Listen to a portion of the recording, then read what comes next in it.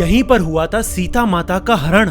इस जगह पर उसका लिविंग प्रूफ है कि यहाँ पर रावण आए थे और यहीं पर भगवान राम वनवास में रहते थे। इस वीडियो में मैं इंडिया की उन सारी जगहों पर जाऊंगा जहाँ पर भगवान राम ने पैर रखे हैं, लेकिन शुरुआत करूंगा उस जगह से जहाँ से रामायण एक्चुअली शुरू हुई, तपोवन। मेरे पीछे आप जो डिपिक्शन देख रहे हो, ये पूरे रामायण का एक बहुत ही पिवटल मोमेंट है जहाँ से एक्चुअली रामायण में कॉन्फ्लिक्ट आया था, जहाँ पर लक्ष्मण जी ने शूर्पणखा की नाक काटी थी। एंड शूर्पणखा, अगर आपको नहीं पता, तो रावण की बहन है।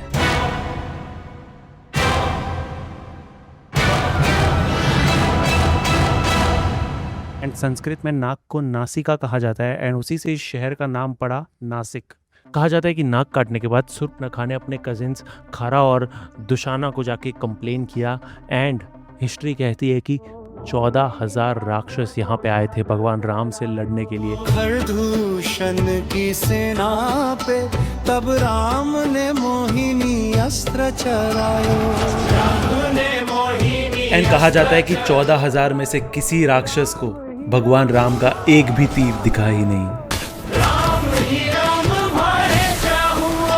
जो देखो सो राम को मरण भयो, कोई उनके पास भी नहीं आ पाया था। कोई ना राम के सन्मुख आयो, कोई ना राम के सन्मुख आयो, कोई ना राम के सन्मुख आयो।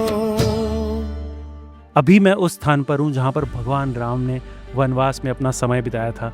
जी हाँ, मैं हूँ पंचवटी नासिक में एंड यहीं पर भगवान राम ने मेजर समय बिताया था अपने वनवास का। कहा जाता है कि ये गुफाएं सदियों पुरानी हैं and you can not trace कि ये कितने साल पहले जाती है, लेकिन यहाँ के लोकल्स ये भी मानते हैं कि हो सकता है इन्हीं में से किसी गुफा में भगवान श्री राम ठहरे होंगे किसी टाइम पे। एंड किसी समय पर यहीं पर भगवान श्री राम, लक्ष्मण और सीता माँ की कुटिया हुआ करती थी।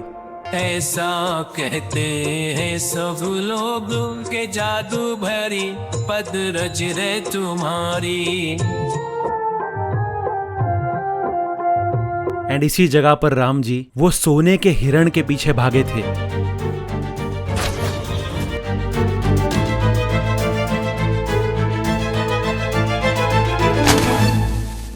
इस जगह पे एक अजीब सी खामोशी थी, एक मिस्ट्री थी, क्योंकि यहीं पे भगवान राम को रियलाइज हुआ था कि वो हिरण एक मायावी हिरण है, लेकिन फिर भी भगवान राम ने उसका पीछा किया।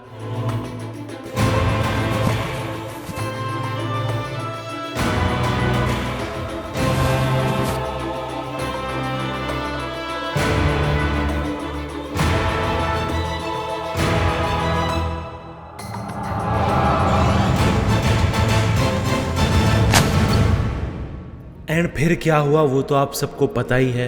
मैं हूँ एक ऐसी जगह पर जहाँ पर रामायण के अनुसार माँ सीता का हरण रावण ने किया था। म्रियमाणुस्तु मारीचो जहो तान कृत्रिमां तनुम।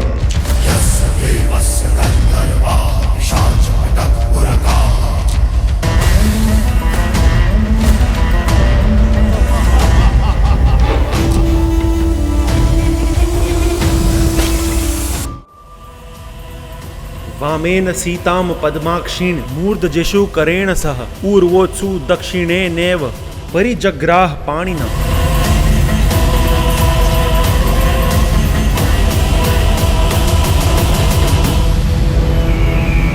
उस वक्त एक ऐसी चीख आई जिससे पूरा आसमान गूंज उठा। एक ऐसा जीव जो हाफ ह्यूमन हाफ बर्ड के फॉर्म में था, जो अपना वचन निभाने आया था। कहा जाता है कि भगवान राम, माँ सीता एंड लक्ष्मण जी जब वनवास में थे, वहां पर वो इस जीव से मिले थे जिन्होंने उन्हें कुछ यूनिक चीज बताई। वो उनके पिताजी की जान, दशरथ महाराज की जान पहले बचा चुके हैं एंड वहाँ से राम जी उनसे मिले एंड उन्होंने राम जी को एक प्रॉमिस दिया, जब भी वो वन में जाएंगे खाना ढूंढने या पानी ढूंढने, वो सीता माँ की हमेशा रक्षा करेंगे। ये उन्होंने वचन दिया था राम भगवान को। एंड वो जीव थे कोई और नहीं बल्कि जटायु।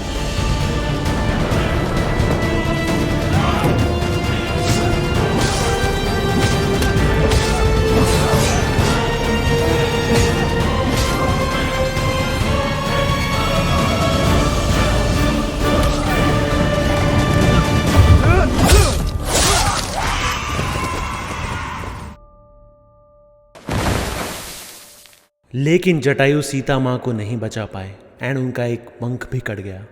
और बहुत ज्यादा घायल हो गए थे।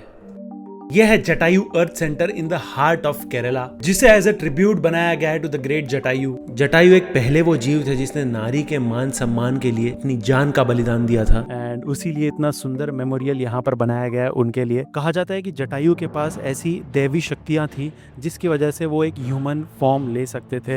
एंड इसके लिए जो आप डिस्क्रिप्शन देखते हैं, आपने पुराने रामायण में भी देखा होगा, उनको हाफ ह्यूमन हाफ बर्ड के फॉर्म में देखा होगा। कहा जाता है कि रावण से लड़ाई के बाद जटायु बहुत ज़्यादा घायल हुए थे एंड एक टाइप से वो एक नियर डेथ की स्टेज में थे, नियर डेथ की सिचुएशन में थे। एंड एक टाइप से कहा जाता है कि माँ सीता का उनको आशीर्वाद था कि जब तक वो माँ सीता का मैसेज भगवान राम तक नहीं पहुँचाते उनके शरीर में प्राण रहेंगे। एंड कहा जाता है कि जब तक भगवान राम उनसे नहीं मिले थे वो राम नाम का जाप कंटिन्यूसली कर रहे थे। एंड जब भगवान राम फाइनली उनसे मिले, उन्होंने भगवान राम को बताया कि रावण ने सीता माँ को अगवा किया है। एंड उन्होंने सीता माँ की जो ज्वेलरी माता ने फेंकी थी वो उन्हें दी एज अ प्रूफ। एंड ये चीज़ बताने के बाद भगवान राम की हाथों में जटायु का देहांत हो गया एंड भगवान राम ने खुद अपनी हाथों से उनका अंतिम संस्कार किया। अविरल भक्ति मांगी वर, गीत गयम हरिदास। एंड जटायु का अंतिम संस्कार करने के बाद भगवान राम आए यहाँ पर, शबरी माता के आश्रम के पास कर्नाटका में। मैं अभी हूँ शबरी गुफा में। एंड शबरी माता का नाम तो आपने सुना ही होगा। मेरी झोपड़ी के भाग आज खुल जाएंगे, राम आएंगे, राम आएंगे, आएंगे, राम आएंगे। भगवान राम जब यहाँ पर आए थे एंड यहाँ पर उन्होंने बहुत ही एक फेमस स्टोरी है, भगवान जी ने शबरी के जूठे बेर खाए थे एंड यही गुफा में, इसी गुफा में शबरी माता रहती थी। जब राम जी ने शबरी माता को बताया कि वो अपनी पत्नी को ढूंढ रहे हैं, वो सीता को ढूंढ रहे हैं, तो शबरी माता ने बताया कि इस चीज़ में उनकी मदद कर सकते हैं तो वो है सिर्फ वानर राज सुग्रीव और हनुमान। कौन थे सुग्रीव? एक्चुअली सुग्रीव एंड वाली दोनों सगे भाई थे एंड एक छोटी सी मिसअंडरस्टैंडिंग की वजह से दोनों में बहुत बड़ी दुश्मनी हो गई थी। लेकिन क्या थी वो मिसअंडरस्टैंडिंग? मिसअंडरस्टैंडिंग हुई थी इस गुफा की वजह से। मैं अभी हूँ वाली केव में। इस इलाके को उस समय किष्किंधा कहा जाता था। कहा जाता है कि एक मायावी राक्षस था जिसे मारने के लिए वाली और सुग्रीव दोनों उसके पीछे भाग रहे थे। कहा जाता है कि वो मायावी असुर भागकर इस गुफा के अंदर गया एंड वाली भी उसके पीछे पीछे अंदर गया।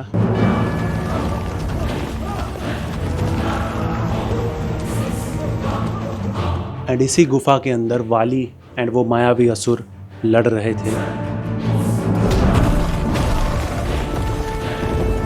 एंड कहा जाता है कि सुग्रीव यहीं पर दोनों का वेट कर रहे थे। वो वेट कर रहे थे कि वाली राक्षस का वध करके बाहर आएंगे। थोड़ा सा समय बीता एंड अंदर से आवाज़ें आनी बंद हो गई। अंदर से आवाज़ आई तो एक आवाज़ वाली के चिल्लाने की। एंड सुग्रीव को लगा कि उस मायावी राक्षस ने वाली का वध कर दिया एंड डर के मारे सुग्रीव ने यहाँ पर एक पत्थर रख दिया और केव को ब्लॉक कर दिया ताकि मायावी राक्षस बाहर ना आ पाए।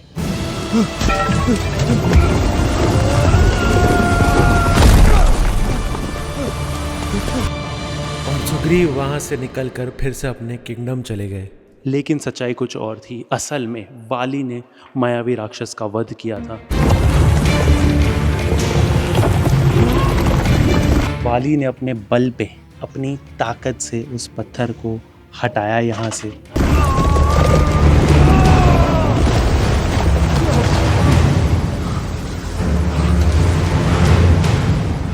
एंड जब वाली फिर से अपने किंगडम में लौटे तो सुग्रीव को राजगद्दी पर देखकर वो बहुत ज्यादा गुस्सा हुए। उन्हें ऐसा लगा मानो सुग्रीव ने जानबूझ के वाली का वध करने की कोशिश की है, वाली को मारने की कोशिश की है राज गद्दी के लिए। एंड गुस्से में आकर वाली ने सुग्रीव को अपने किंगडम से बाहर निकाल दिया।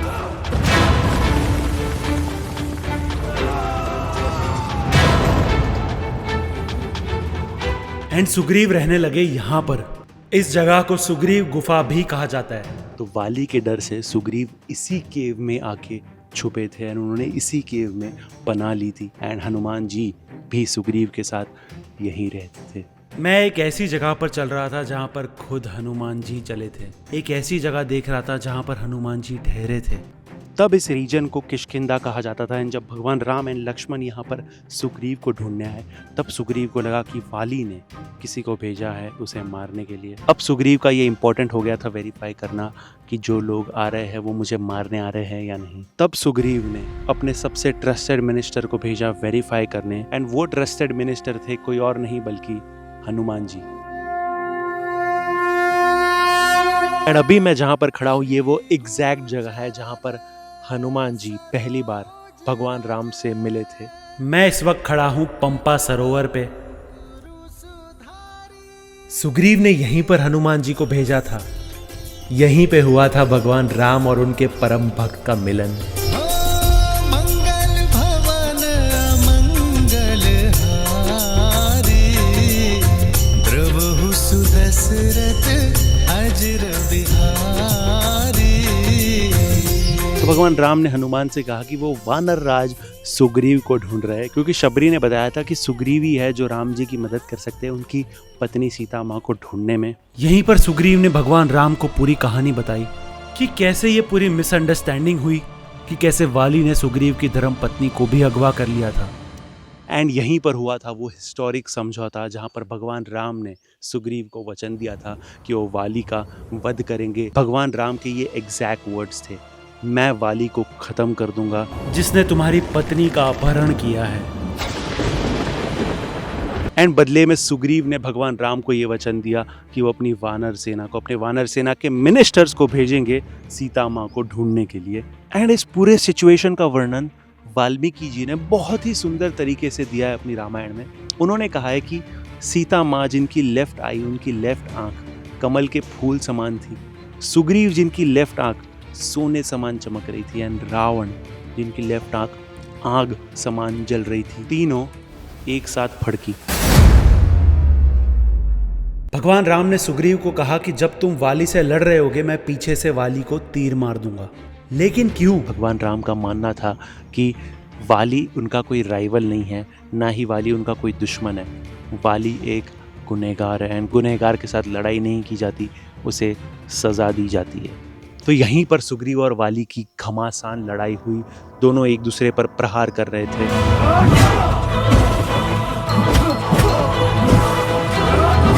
सुग्रीव वेट कर रहे थे कि भगवान राम अभी तीर चलाएंगे, लेकिन भगवान राम ने तीर चलाया ही नहीं वाली पे। असल में वाली और सुग्रीव इतने सिमिलर दिखते थे कि भगवान राम दोनों का अंतर पहचान ही नहीं पाए और उन्होंने तीर नहीं चलाया। तो नेक्स्ट टाइम भगवान राम ने सुग्रीव को एक सजेशन दिया कि आप पुष्पमाला, फूलों की माला पहन कर जाना, जिससे वो आइडेंटिफाई कर पाएंगे कि सुग्रीव कौन है।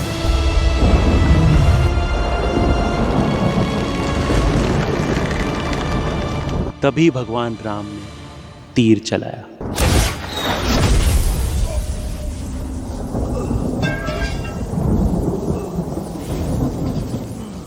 फिर सुग्रीव का राज्य अभिषेक हुआ। सुग्रीव को राजा घोषित किया गया। कुछ महीने बारिश की वजह से रुकावट आई। भगवान राम भी रेस्टलेस और बेचैन हो रहे थे, लेकिन जैसा सुग्रीव ने वचन दिया था उसने अपनी वानर सेना को तैयार किया।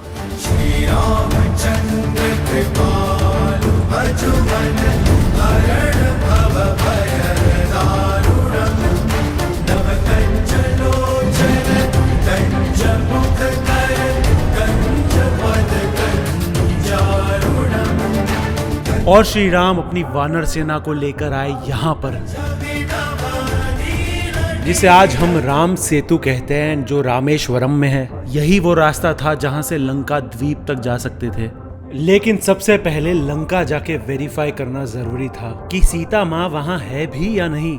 लेकिन अब सवाल था, लंका जाएगा कौन ये वेरीफाई करने कि सीता माता वहीं पर है। सबको पता था अगर कोई ये काम कर सकता था तो वो सिर्फ और सिर्फ हनुमान जी थे।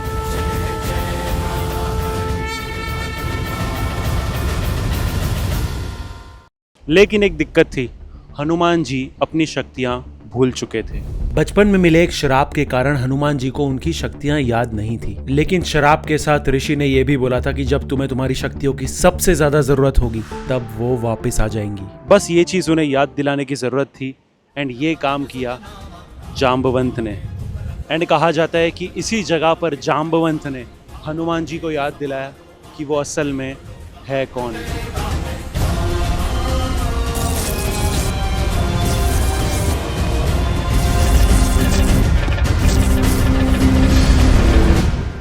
एंड कहते हैं कि इसी जगह से हनुमान जी ने ऐसी छलांग मारी जिससे पूरी धरती कांप गई।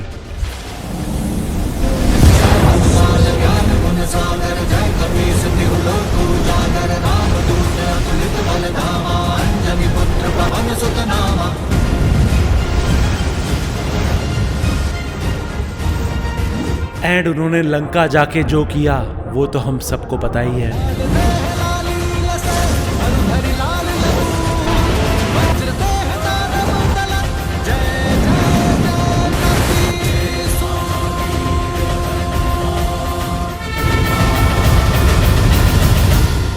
एक बार ये वेरीफाई हो गया कि सीता माता लंका में है, अब सबसे बड़ा टास्क था एक सेतु बनाना, ब्रिज बनाना।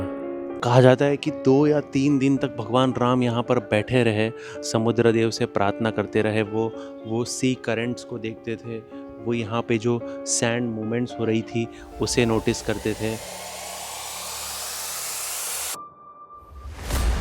भगवान राम ने 2-3 दिन घोर तपस्या की और ध्यान किया। 2 या 3 दिन की तपस्या के बाद भगवान राम को यहाँ पर सुनने मिली तो सिर्फ खामोशी। एंड इस चीज़ से वो बहुत ज़्यादा नाराज़ हुए थे, इस चीज़ से वो बहुत ज़्यादा डिसअपॉइंट हुए थे। एंड कहा जाता है कि गुस्से में आकर उन्होंने अनगिनत तीर मारे थे पानी के अंदर।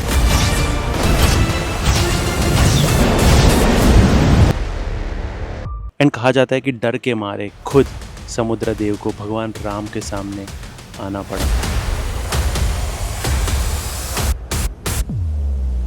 समुद्र देव ने भगवान राम से क्षमा मांगी। एंड समुद्र देव ने भगवान राम को ये आश्वासन दिया कि जिस पत्थर पर भगवान राम का नाम होगा वो पत्थर पानी पर भी तैरेगा।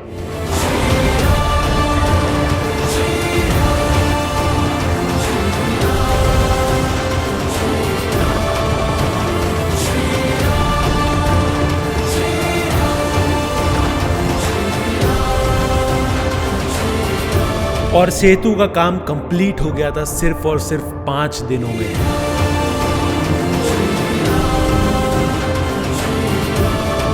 लेकिन वाल्मीकि जी की रामायण में राम सेतु का वर्णन बहुत ज़्यादा अलग किया गया है। उनके अनुसार इसका नाम राम सेतु नहीं था, नल सेतु था। अब नल कौन थे? नल और नील राम सेतु के ओरिजिनल चीफ इंजीनियर थे। और वाल्मीकि रामायण के हिसाब से 100 योजना की डिस्टेंस है यहाँ से लंका के बीच। लेकिन जस्ट इमेजिन यहाँ पर कितने पत्थर लगाने पड़े होंगे एक ब्रिज, एक सेतु बनाने के लिए हजारों साल पहले। राम सेतु बनाया गया था इन पत्थरों से। एंड जिन कोरल स्टोन्स की साइंटिस्ट बात कर रहे थे वो कोरल स्टोन्स इंडिया के सिर्फ और सिर्फ, यस मैं कह रहा हूँ सिर्फ और सिर्फ इसी रीजन में पाए जाते हैं। ऐसे स्टोन्स जो दिखने में तो बहुत ज़्यादा बड़े होते हैं लेकिन उनका वेट उतना ही कम होता है, इतना कम कि उसे एक वानर भी उठा सके। ये आप देख सकते हो इतना बड़ा चर्च और फोर्ट्स भी कोरल स्टोन से बनाए गए हैं। ये आप देख सकते हो कोरल स्टोन्स, इसमें एयर पॉकेट्स होते हैं। सेतु के नीचे मिले पत्थरों की साइंटिस्ट ने कार्बन डेटिंग की तो पता चला कि वो पत्थर 7000 साल से भी ज़्यादा पुराने हैं। एंड उन्होंने कहा कि टेक्निकली ये पॉसिबल ही नहीं है कि ये नेचुरली फॉर्म हो, ये 100% मैन मेड है। राम राम कहो जय श्री राम, दशरथ नंदन राजा राम। राम राम भजते हनुमान, अवध बिहारी राजा राम। पग पड़ते श्री राम के जहाँ, शौर्य लालिमा छा जाती। और राम जी वानर सेना संग पहुंचे लंका। रामायण कोई माइथोलॉजी नहीं है, ये हमारी हिस्ट्री है जिसके प्रूफ हर जगह है। अयोध्या से रामेश्वरम तक, गुफाओं से लेकर पहाड़ों तक, वनों से लेकर समंदर तक, हर जगह पर राम के निशान हैं। और इन्हीं जगहों का एक छोटा सा साक्षी बनकर मैं कहने चला हूँ आपको ये राम कहानी। सबसे कृपा की याचना करके कहने चला मैं राम कहानी। सबसे कृपा की याचना करके कहने चला श्री राम कहानी। ये डॉक्यूमेंट्री हम 4 महीने से शूट कर रहे थे एंड बहुत ज़्यादा मेहनत लगी है बनाने में। एंड आपकी तरफ से हमें सिर्फ एक लाइक एंड कमेंट चाहिए जिससे ये डॉक्यूमेंट्री और लोगों तक पहुंच पाए। जैसे इस गांव पे हमने डॉक्यूमेंट्री बनाई थी जहां पे हनुमान जी का नाम लेना ही गुनाह है, या फिर छत्रपति शिवाजी महाराज का सीक्रेट फोर्ट जहां पे उनके रियल फुटप्रिंट्स है, या फिर इस गांव की डॉक्यूमेंट्री जहां पे इन्होंने पूरा गांव भूतों को सौंप दिया है। ये सारी डॉक्यूमेंट्री जरूर देखना। Bye bye.